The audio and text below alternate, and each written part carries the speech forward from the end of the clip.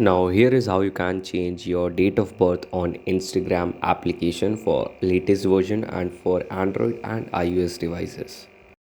Instagram for the latest version of the Instagram. So simply tap on your profile from the bottom, tap on top three vertical lines.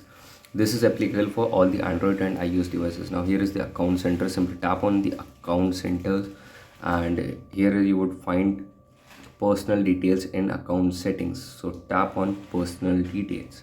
Now in this section you will find your birthday. To change the date of your birth, now simply tap on birthday, and here all my accounts have the same date of birth, so that is why there is a single edit button. If you have multiple accounts and different date of births, then you would get additional edit button. Now tap on the edit button.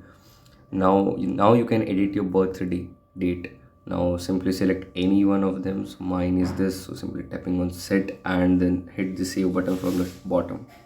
So this is how you can change your date of birth or DOB on Instagram in 2024.